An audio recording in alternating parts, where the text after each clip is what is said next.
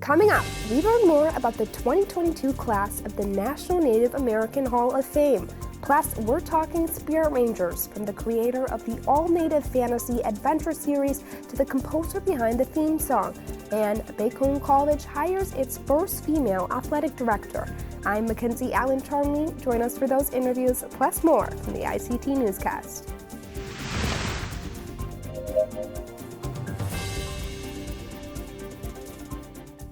Arizona is home to 22 tribal nations and more than 340,000 Native Americans. Arizona State University builds on more than 6 decades of working and partnering with tribal nations and communities. Many of our Native faculty incorporate Indigenous knowledge systems in seeking solutions through a process of community engagement that respects and honors traditional ways of thinking. Together, we are creating community solutions leading to a more equitable future.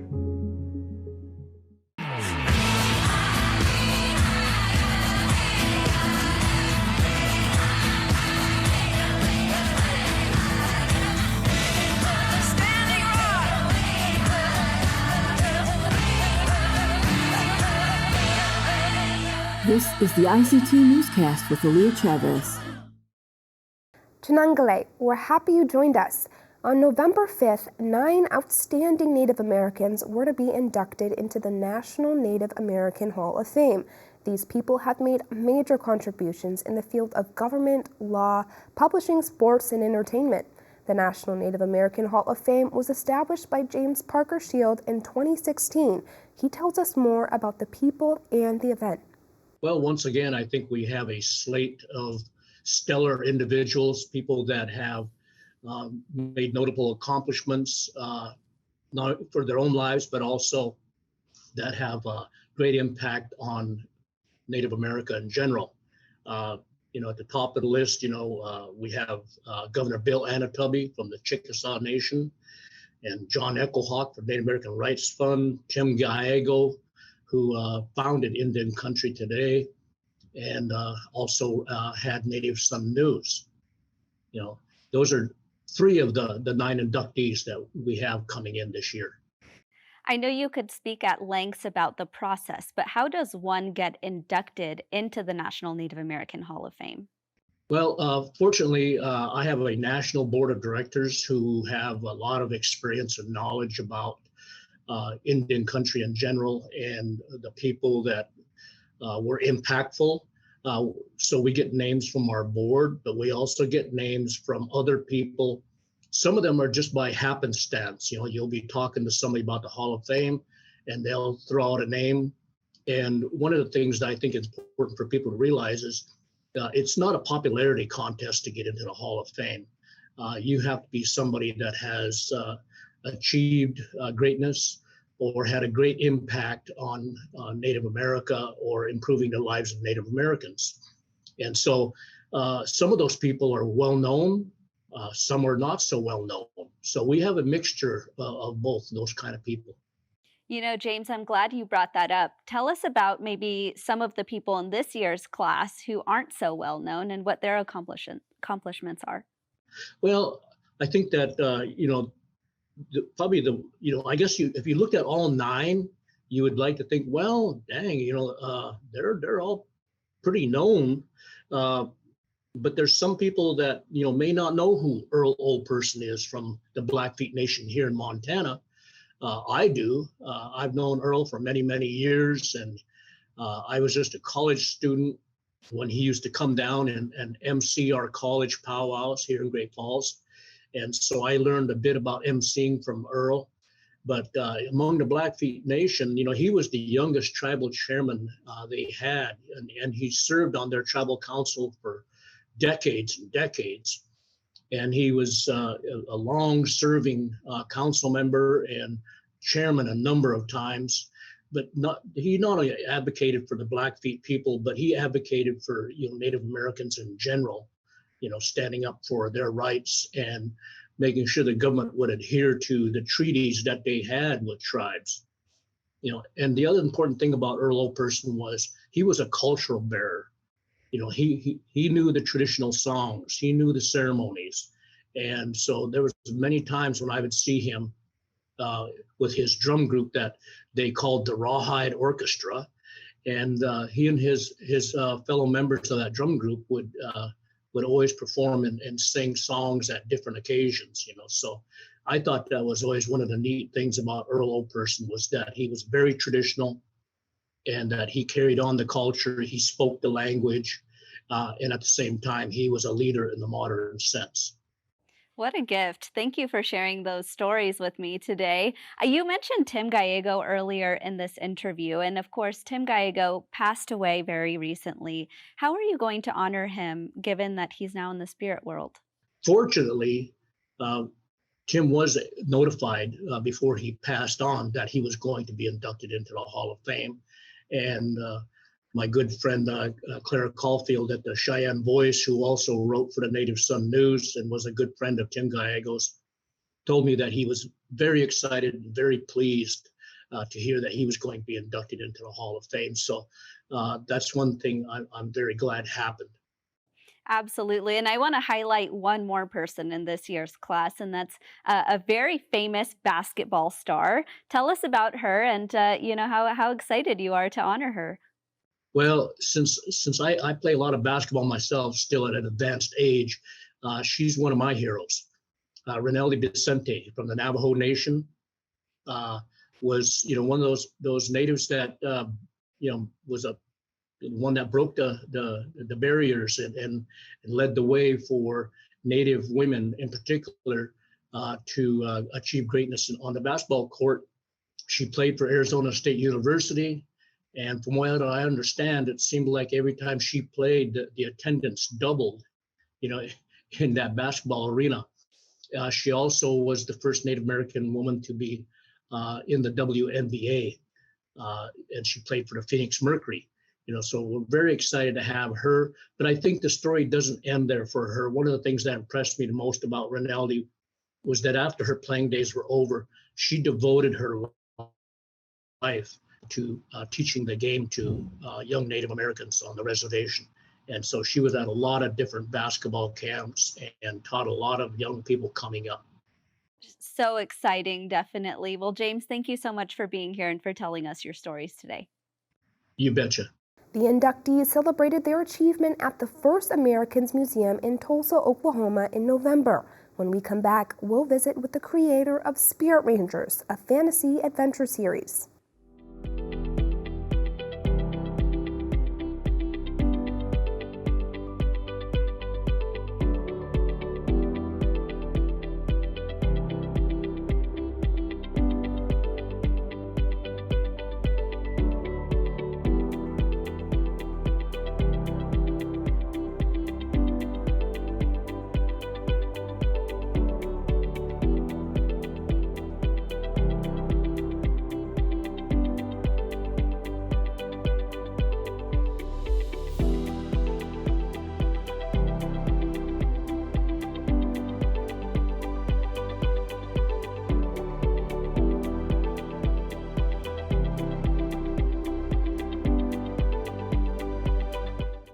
Recently, we've seen a number of Native-focused shows on streaming services, and now you can add one more. Spirit Rangers is an all-Native fantasy adventure series. Carissa Valencia is the creator of the project, who says this is a dream come true. Oh my gosh, this has been a labor of love. I can't wait for everyone to see our hard work. Animation takes a very long time. I've been on the show for about 3 years now, and I just can't wait for everyone to see all our hard work. I keep saying like we've assembled the Native Avengers of Hollywood to work on this. We have like natives at every single department, and just like you can feel the energy in the show. And I'm just so excited for everyone to see it. What is Spirit Rangers about? So Spirit Rangers follows a modern Native American family. They live and work in a national park.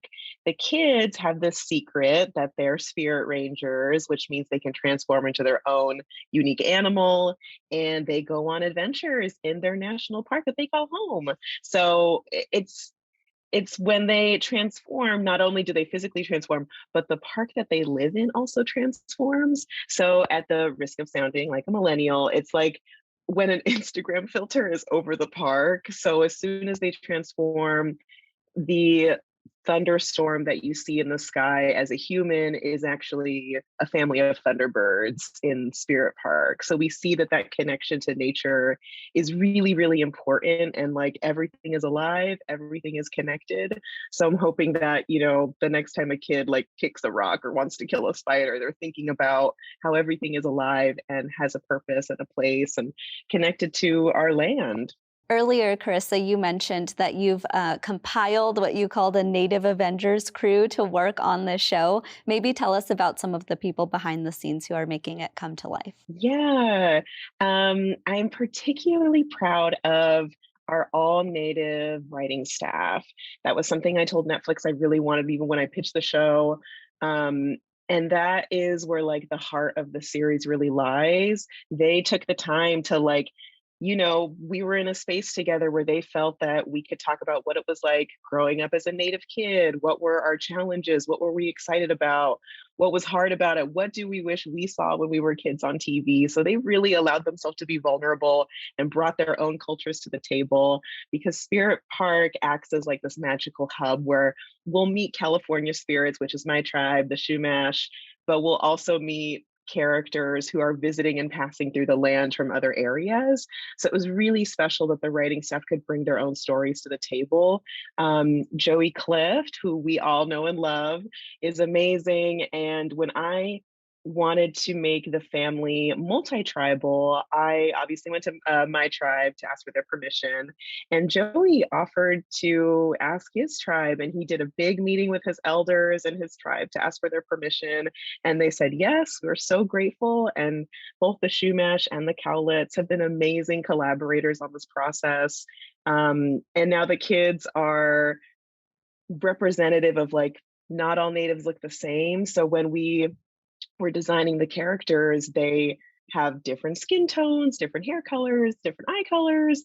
So by being able to do that, it's been such a joy to show just like a beautiful Native family. So I'm really grateful to Joey for doing that for us.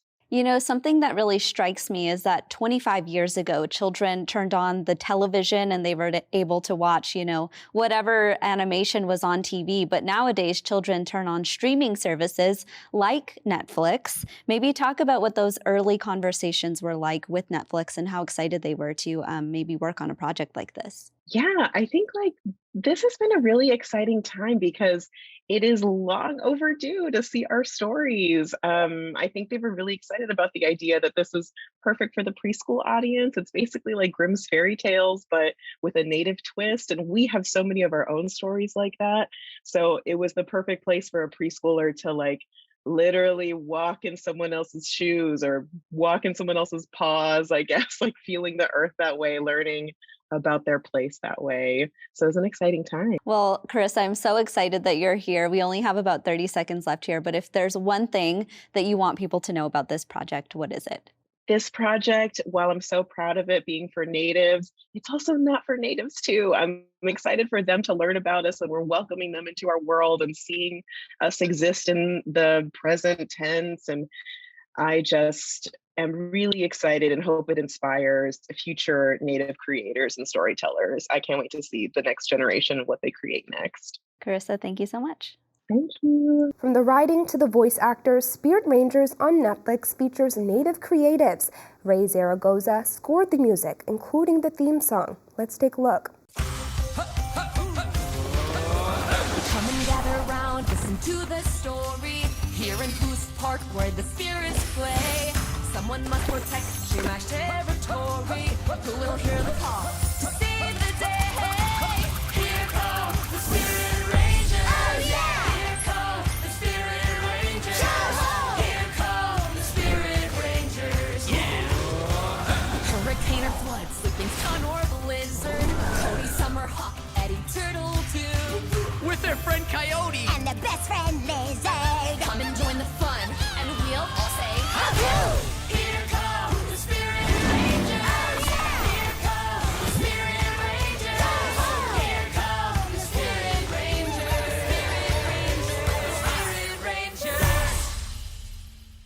I had the chance to speak with Zaragoza recently to talk about her work on the series. Welcome, Ray. Thank you so much for having me. So this series has made history. What is it like to be part of this hit series that's animated and filled with Indigenous storylines? It's an incredible honor. It's definitely a humbling experience to get to be a part of such an incredible team of folks with knowledge from so many different, nations and different walks of life, and it's just an incredible thing. I think in my whole career as a musician and singer-songwriter, it's my favorite thing I've ever done. So it's been amazing. And how did you come up with the theme music? So the theme song I co-wrote with a couple writers, Chris Diamond and Michael Kumin, and was also co-produced by Aaron Kinate. And we just kind of got in a room, the three writers, and we just really kind of tried to get into the feeling of what it's like to be Cody, Summer, and Eddie, and we wanted to capture their energy. We wanted to capture what it's like, to be them, to be these amazing, adorable Chumash Cowlitz kids in this national park who have magical powers. And at that time that we wrote the theme song, we had already written a lot of the music as well for the episodes. So it was really easy to get to piece together the feeling of all the music and to be able to create the theme song itself. It seems like a lot of fun to be immersed into the Spirit Rangers world, but what's been your favorite episode so far? One that you really got into making the music? Yeah, that's a great question. It really has been amazing getting to immerse myself into what it's like to be all the different characters. I have to say my favorite episode to write for was a song called I'm Still Here, sung by a Colo Colo, a possum.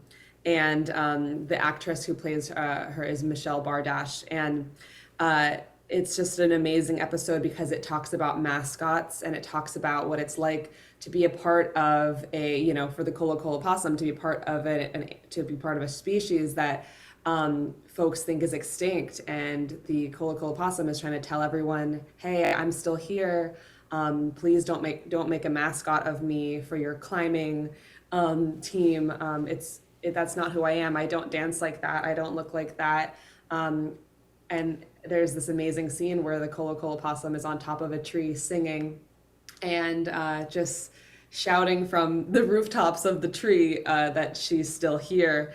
And, Spirit Rangers the writers do such an amazing job of paralleling what happens in the spirit world with the spirits and the animals to what's happening in the human world. And at the same time, in the human world, there are these climbers who come to the park who are appropriating Native culture and are trying to use headdresses for their mascot, for their team. And the kids are telling them that is not right.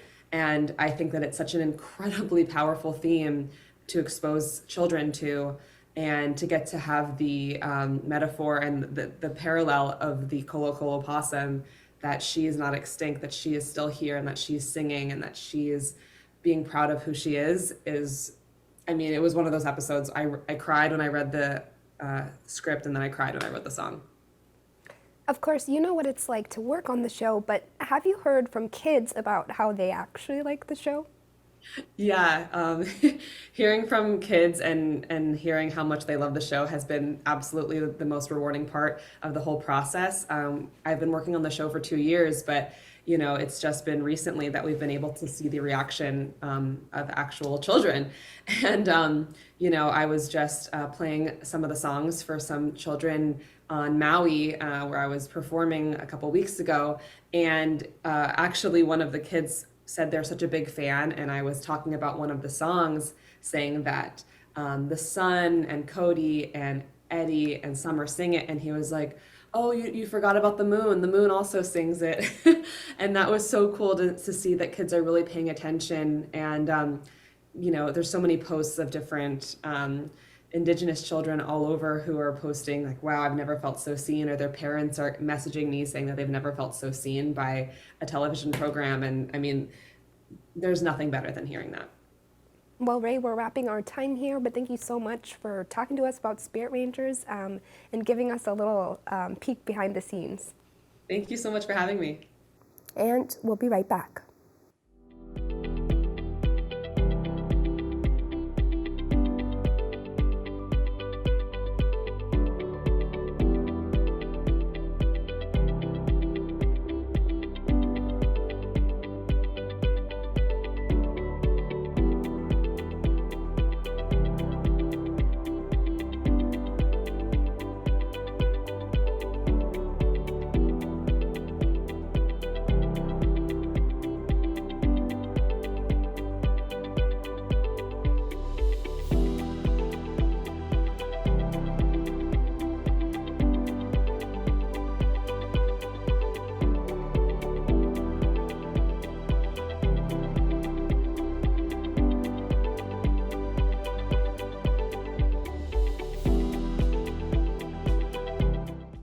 For the first time, Bacone College in Muskogee, Oklahoma has an athletic director who is a woman. But it's not the first time Tara Cooney Baker has made history.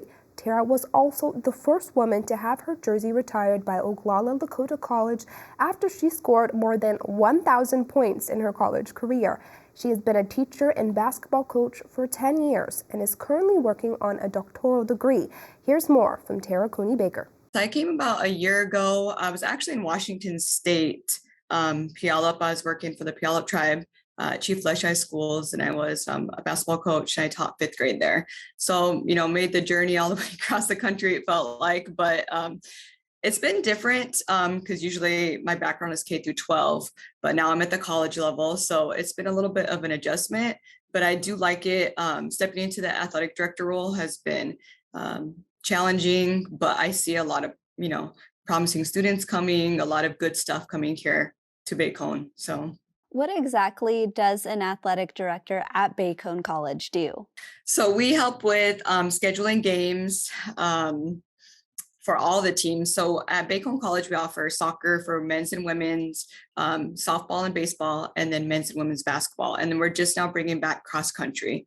So I help with scheduling. I help the coaches kind of oversee them, make sure they're doing what they're supposed to for their athletes, and then just kind of overseeing the budgets, preparing getting this game day stuff ready, basically. So live streaming, stats, that kind of stuff, ordering gear. That's about the gist of it. So what exactly goes into scheduling? I mean, I think we see most often there are games scheduled, but we don't actually think as spectators what goes behind those decisions. Right. So with scheduling, you want to make sure that you're playing, because we are NAI, we're a 4-year college, so we are part of the Continental Athletic Conference. And so when I schedule games, I'm usually making sure that they are, within our league that we're playing. Last year, we played a lot of D2 schools. A couple of times we played Division I colleges. So, that's a big jump for us. So I'm just making sure we're playing teams that are close to us in our conference, on our level. And then, nothing's kind of interfering with each other. And we're not booking our soccer and our basketball at the same day, because we all kind of help each other here. As I mentioned in my opening, you, of course, are a very impressive athlete yourself. How do you think that has translated into becoming an athletic director? I think I understand the game a lot better coming from, being an athlete and then becoming a coach and now into this role. So I understand what the students' needs and their feelings, but, also from a kind of a teaching perspective and that kind of stuff, what I need to do so that they could be successful. So I kind of see it from both sides of my upbringing. And now that I'm a coach, athletic director. So you mentioned earlier that there's some exciting athletes that you're going to be watching. Who exactly are those athletes? For my school, we have a couple from the Navajo Nation. They're in Navajo and Creek. They come from Ganado, the McIntosh sisters. They were here last year, and they're returning for us. So they're really fast paced. They move the ball. So I'm excited to watch them. Then we have a couple of girls from Wisconsin. And so they work well together also. They're Oneida. And so I think just kind of meshing them all together, we kind of have girls from all over the place, some from South Dakota, here in Oklahoma. So it's kind of just seeing it all put together. And then last year was kind of a rebuilding year. And this year, I think that they have a better understanding of, how fast-paced college level is. So I'm excited to watch them and see how much they grew. When you learned that you were actually the first female to be tapped as an athletic director, what was your reaction? I was kind of shocked because, I know there's a lot of women that are, distinguished and I think could do the role, but I think they've been overlooked a lot. So I was just kind of shocked that I was actually the first woman here to be an athletic director. But I'm glad I could, set the bar and hopefully more women to follow after me. Absolutely. You mentioned you were a teacher. What kinds of messages do you send to children and to young people about, what women can do in a field like this? Just a lot of encouragement and telling them, not to give up on their dream. Especially a lot of us, we come from the reservation or from poverty, and just trying to break the cycle and continue to persevere and don't give up on their dreams. And that's a slice of our Indigenous world. For all the latest, visit ictnews.org. From all of us in the newsroom, stay safe, my relatives. Sometimes you got to take a stand just because you know you can. Oh, you got to run, you got to run.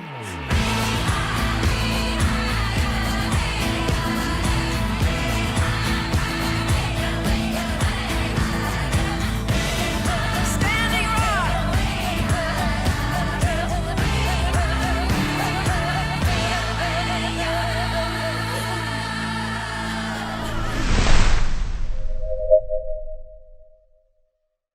The Sand Creek Massacre, the betrayal that changed Cheyenne and Arapaho people forever, focuses on tribal accounts of Colorado's deadliest day. Exhibition details at historycoloradocenter.org. This program is made possible by the Corporation for Public Broadcasting, a private corporation funded by the American people.